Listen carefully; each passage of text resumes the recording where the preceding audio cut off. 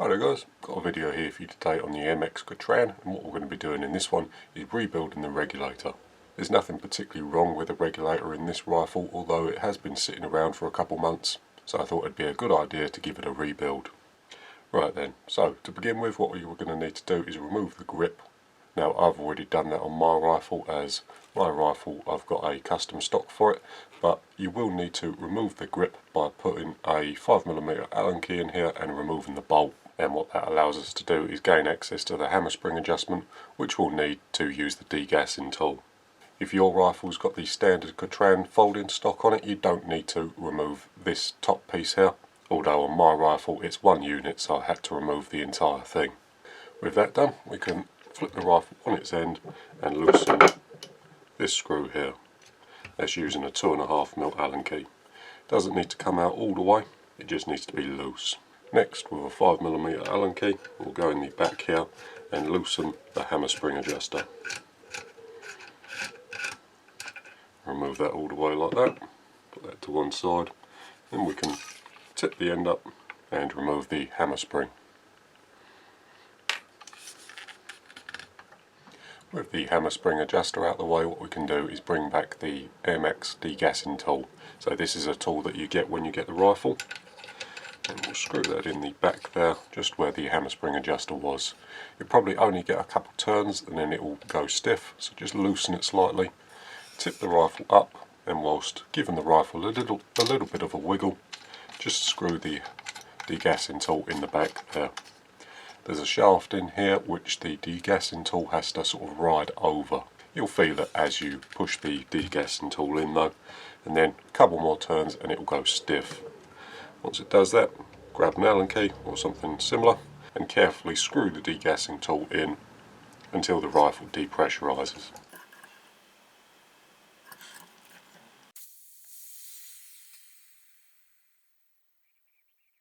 Once that's done, we can remove the degassing tool from the back and then remove the cylinder. So to do that, we're going to use a 2.5mm Allen key down in this hole here, so just in there.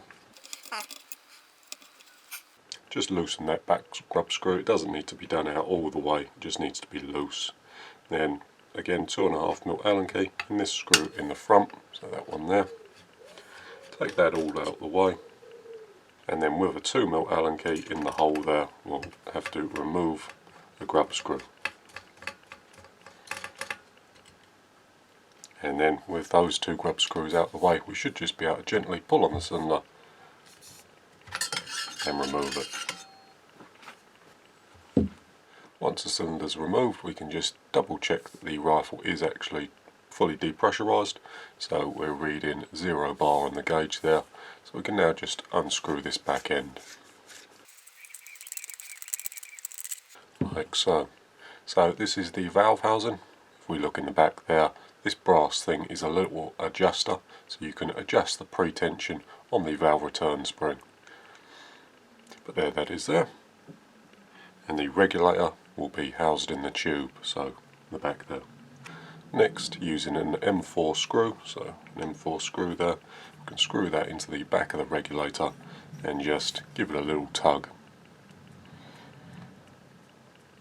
They're normally fairly stiff, but there it comes there. So that's the regulator removed. We'll put the cylinder to one side and we'll start disassembling the regulator. The first thing we're going to do, however, is record the current set pressure of the regulator itself. Now there's a couple of ways to do this. The best way is to actually use a regulator pressure tester. So like this one here, this is one we made on the channel. And all we do is unscrew the halves there and put the regulator in between the two pieces, fill it up with air from this side and record the reg pressure on the gauge here. So that one there. The second way to estimate the regulator set pressure is to measure the distance from the top of the adjuster screw here to the body of the regulator. So we'll get our calipers out, do a initial test. So we're looking around about 2.1, and what we're doing there is we're measuring from the top edge of the regulator adjuster screw to the aluminium piece here, so the top of the reg body. So do it in a couple different places and just sort of get an average of what your reading is. So we're reading between about 2.1 and 2.15. So when we disassemble the regulator and then rebuild it, what we'll have to do is set it back to where it is now. However, what I'm going to do is just use my tester. So put the reg in the body there, screw it up, and we'll see exactly what this regulator is set to. So with the tester all pressurised up, we can see we're running about 77.5, 77.6, so just under the 80 bar mark. So now that we know the regulator set pressure, we can start disassembling it. First thing we're going to do is use a pair of circlip pliers to remove this circlip in the bottom here.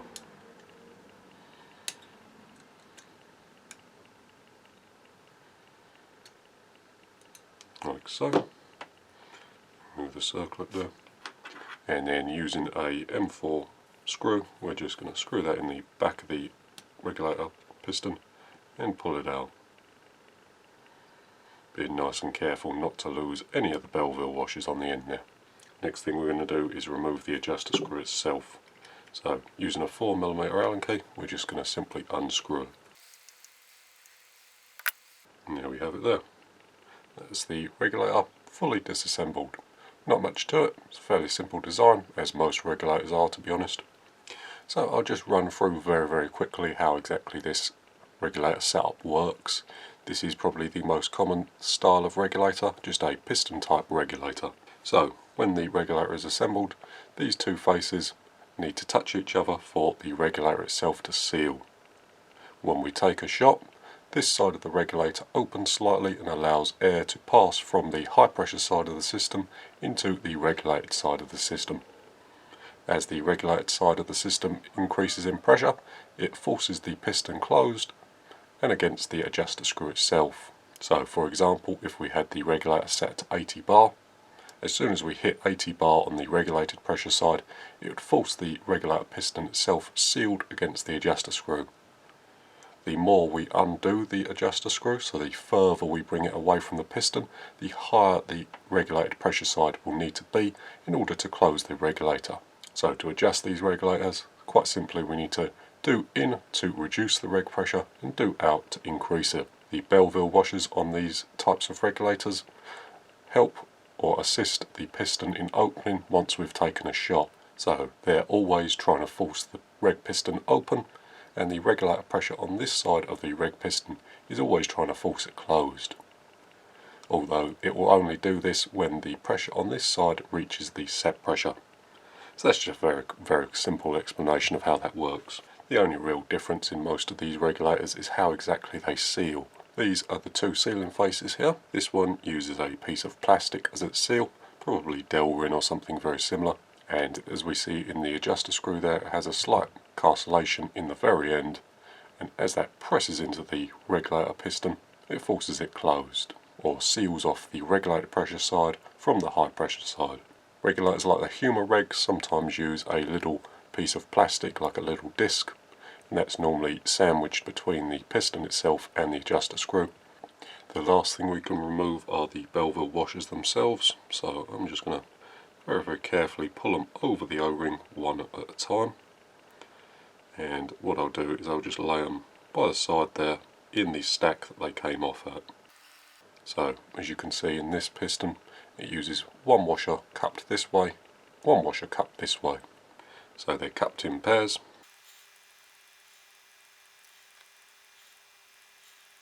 There we have it there. So there's the piston with the Belleville washers removed. So off camera, very quickly, what I'll do is I'll just cut off all the old O-rings, I'll remove all the grease, and then when we come back we'll start from fresh. Right then, so we're ready to put the regulator back together. Now I have done one or two things off camera. First thing I've done is just polished up the face of the adjuster screw and the regulator piston itself. So this nib here and the white Delrin or plastic sealing surface of the regulator piston itself. Gave those two pieces a nice polish up. I started off with 1000 grade wet or dry sandpaper, took the lumps and bumps off, then worked my way up the grits to around 5000. The reason we do that is that these two surfaces here have to mate together in order for the regulator to seal. A very common cause of creep or regulator creep is that the two surfaces don't seal together properly, and they allow a very slow trickle of air from the high pressure side into the low pressure side or the regulated side. We did also polish the Belleville washers here, so these are very easy to polish. I have covered polishing these in an FX, and the technique is very similar. If you just lay the washers down nice and flat on a piece of wet or dry sandpaper, I like to start off with 1200 grit, then just gently rub the washers around on a nice flat surface. You don't need to go mad with them, they do just need a little clean-up. I mean, they don't need a clean-up, it's just something that we do in all our regulators to make them function a little better. Having said that though, these two jobs are completely optional. You don't have to do it if you rebuild the regulator. If you are happy with the way the regulator was performing before you took it apart, both of these jobs don't need to be done. Right then, before we put it back together, what I'll do is just run through all the O-ring sizes. So these are available on the Airmaks website, but I'll read them out to you so you don't have to go searching for them. So the smallest O-ring first, this one here and this one here. Now these go on the reg piston itself and the adjuster screw. That O-ring is a 3.5 by 1.5 MBR 90. The one on the bottom of the regulator piston, this one here, is a 9 by 2 MBR 90. The smaller of the two body O-rings, so this one here and this one goes in this groove here, is a 20 by 3 MBR 90. The largest O-ring, this one here, which goes in this slot here, is a 24 by 3 MBR 90. And with that all out the way, we can finally start to rebuild the regulator. First thing I'm going to do is put the one on the adjuster screw on. So this is just a little coating of silicone grease. It'll just make the O-rings a little easier to install.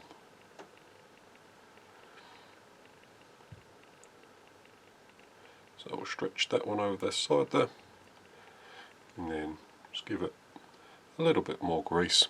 So you don't need to pack it or cake it in grease, but just a nice coating will do you.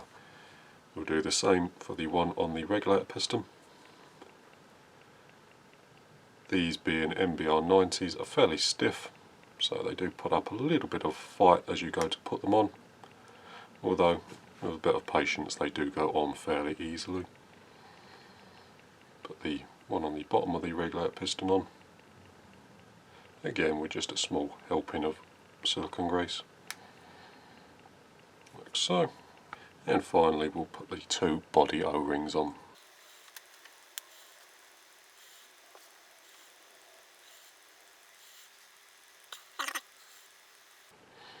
These ones are fairly thick and they are a little tight in the cylinder itself, so I like to give them a little extra grease just to make sure that they go on nice and smoothly. The next thing we'll do is restack the Belleville washers on top of the regulator piston.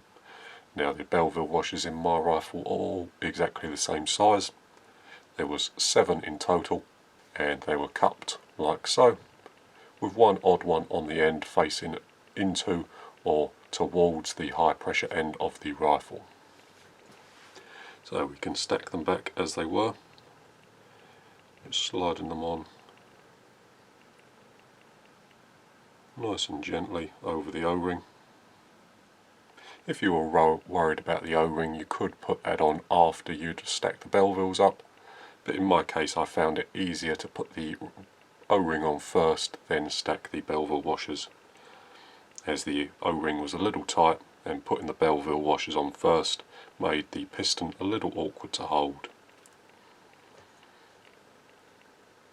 But nice and carefully, if you hook the Bellevilles over the O-ring and then poke the other side of the O-ring underneath the Bellevilles, they do go on nice and easily.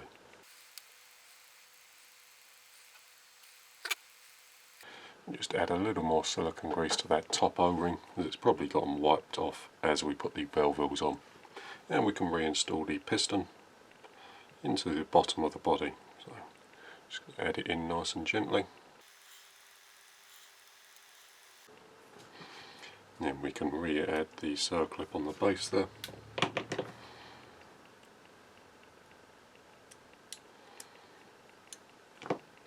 making sure the circlip itself is pushed down and seated into the groove all the way round. Then from this side we can re-add our adjuster screw. And when we get to roughly where it was before we took it apart, we can stop adjusting, bring back our calipers and re-measure where the adjuster screw itself is. So we're about 155, so we need to come out a little bit. A tip with the adjuster screws, I always like to go in too far then back out to suit, but it's just personal preference. 1.9 or 1.89, 1.9, so a tiny bit more. It is a very fine pitch on this adjuster screw.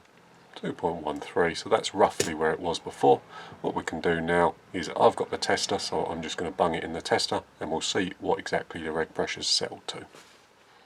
Right, so we've got about 78.8 on the regulator tester there, so it's about within a bar of where we set it last time, so I'm happy with that. What I'll do now is I'll get it out of the tester and we'll put it back in the cylinder. So as you saw from the tester itself there, we did get rather close to the original set pressure by just measuring the distance from the top of the adjuster screw down to the body. It's not an exact science, but it does get you well within the ballpark. As you saw there, we were within a bar, and that for 90% of applications is well good enough. But we're going to reinstall the regulator into the valve housing, just pushing it in like so. Then we can screw the valve housing back into the cylinder. Getting that nice and tight, then we can bring back the body of the rifle and we'll reinstall the cylinder. So we'll slide the cylinder back in the rifle there, being nice and careful not to scratch the sides against the handguard. Something like so. If we look in the base here, I don't know if the camera will pick that up, but if you look in this screw here, there will be a dimple in which we need to align with the grub screw hole.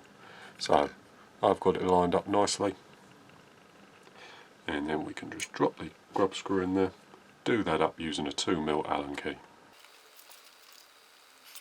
Next thing we'll do is do this grub screw up in the back here. So I left mine in the rifle and we can just do that up. We didn't take that one all the way out. And then we can reinstall the little countersunk screw in the base of the handguard there. Do that up nice and tight using, again, a 2.5mm Allen key. With that done, we can drop the hammer spring into the hole here. So as you can see there is a pin. So the pin is just this part here, and that needs to go up the centre of the hammer spring. So just get it in there, and then the hammer spring adjuster can just be screwed in the back using a 5mm Allen key. The next stage is to repressurise the rifle, so using your fill probe, fill your rifle back up, make sure there's no leaks, and the second thing to do is reset your power.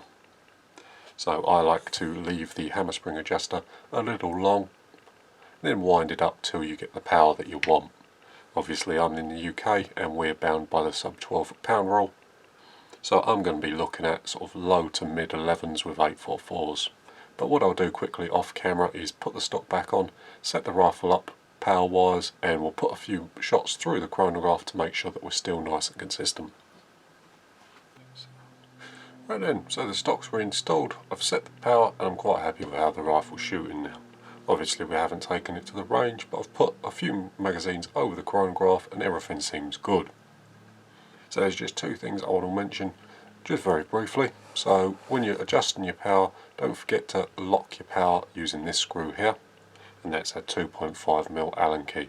I have found that if you don't lock your power and you're sort of adjusting around, once you find your spot, you should really lock it off, and that will tell you exactly what the power's doing there.